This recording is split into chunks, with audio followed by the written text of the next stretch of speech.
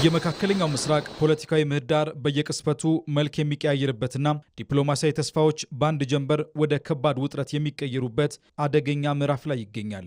ላለፉት ወራት በአሜሪካና በኢራን መካከል የሚደረጉ ቀጥተኛ ያልሆኑ ንግግሮች ይፋዊ የሆኑና ይፋዊ ያልሆኑ የጓሮ በር ስምምነቶች ወደ ተኩስ አቁምና ዘላቂ መረጋጋት ያመራሉ ተብሎ በጉጉት ሲጠበቅ የነበረ ቢሆንም አሁን ላይ ግን ሁኔታዎች ሙሉ በሙሉ አቅጣጫቸውን ቀይረዋል። ይደረሳሉ የተባሉ ስምምነቶችና የተፈጠሩ የሰላም ተስፋዎች ከተራ የፖለቲካ ፕሮፓጋንዳና ከጊዜ መግዣ ስልቶች የዘለለም ተጨባጭ ውጤት ሳያመጡ ቀርተዋል።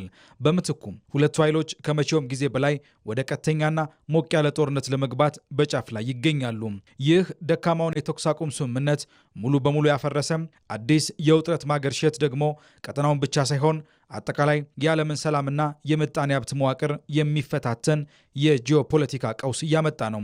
ለዚህ ዲፕሎማሲያዊ ውድቀትና ወደ ከረረ ወታደራዊ ግጭት የመግባት ዋነኛ መንስኤ የሆነው የኢራን ኃይሎች የአሜሪካ አፓቺ የጦር ሄሊኮፕተርን መትተው መጣላቸው ነው። ይህንን ተከትሎ በፕሬዝዳንት ዶናልድ ትራምፕ ትዕዛዝ የአሜሪካ ጦር በኢራን ውስጥ በሚገኙ በርካታ ስልታዊ ይዞታዎች ላይ ከእኩለ ሌሊት ጀምሮ አዲስና ከባድ የአየር ጥቃቶችን የፈጸመ ሲሆን የጥቃቱ ዋነኛ ኢላማዎችም የኢራን ወታደራዊ ደህንነት መሳሪያዎች፣ የግንኙነት አውታሮችና የአየር መከላከያ ስርዓቶች መሆናቸውን ዋሽንግተን አስታውቃለች።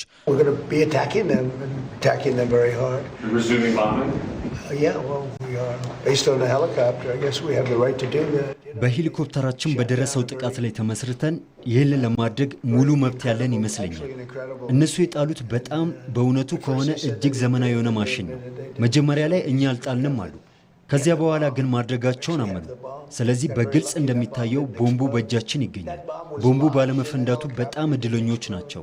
ቦምቡ በሄሊኮፕተሩ ውስጥ ተቀርቅሮ የነበረ ቢሆንም አልፈነዳም። እሳት ተነስቶበት ነበር፣ ግን አልፈነዳም። እኔ ከኢራን ጋር ለበርካታ ወራት ስሰራ ቆይቻለሁ። ስምምነቱን ሊፈርሙ ይገባል። ጥሩ ስምምነት ነው። የኒኩለር መሳሪያ የመታጠቅ መብት አይሰጣቸውም።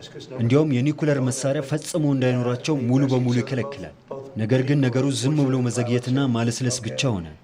ምን እያደረጉ እንደሆነ ሊገባኝ አልቻለም። እኛ እኮ በዓለም ላይ ጠንካራው ወታደራዊ ኃይል አለን። እኛ የምንፈልገው ትርጉም ያለውና የሚሰራ ስምምነት ነው። እንደ ባራክ ሁሴን ኦባማ አይነት ስምምነት ዝም ብለን መፈረም አንፈልግም። ለዚህ የአሜሪካ ከባድ ድብደባ የኢራን እስላማዊ አብዮታዊ ዘብ የሰጠው አጸፋዊ ምላሽ እጅግ የበረታና ግጭቱን ይበልጥ ያፋፋመ ሆኗል። የኢራን ኃይሎች በኩዌትና በባህሬን በሚገኙ 18 የአሜሪካ የጦር ሰፈሮች ላይ ሰፊ የሚሳኤልና የድሮን ጥቃቶችን የሰነዘሩ ሲሆን ባህሬንና ጆርዳንም በተመሳሳይ ሁኔታ በግዛቶቻቸው ላይ ጥቃት እንደተሰነዘረባቸው በይፋ አረጋግጠዋል። ይህ በቀጠናው በሚገኙ የአሜሪካ ወታደራዊ ይዞታዎችና የአየር ማረፊያዎች ላይ የተሰነዘረው ሰፊ ጥቃት የወታደሮችን ሕይወትና ደህንነት አደጋ ላይ የጣለ ከመሆኑም በላይ በባህረ ሰላጤው ሀገራት ላይ ከባድ የፍርሃት ጥላ አሳርፈዋል። ቴህራን ይህንን ስልታዊ ጥቃት የምትጠቀመው አሜሪካ በቀጠናው የምታደርገውን ስምሪት እንድትቀንስ ለማስገደድና የባህረ ሰላጤው ሀገራት ለዋሽንግተን ድጋፍ እንዳይሰጡ ለማስፈራራት ቢሆንም በተግባር ግን አገራቱን ወደማይቆጣጠሩት ታላቅ ቀውስ ውስጥ እየገፋቸው ይገኛል። ከዚህ ወታደራዊ ጫና ጎን ለጎን የሆርሙዝ ሰርጥ ዳግም የመዘጋቱ ስጋትና በባህር ላይ የሚፈጸሙ ጥቃቶች የዓለም አቀፍ ንግድን እግር ከወርች የመጠቅለል አቅም አላቸው። በእርግጥም አሜሪካ ሰርጡ አልተዘጋም ስትል ማረጋገጫ ብትሰጥም ከኢራን በኩል የተሰማው በተቃራኒው ሰርጡ ለየትኛውም እንቅስቃሴ ዝግ መደረጉን ነው።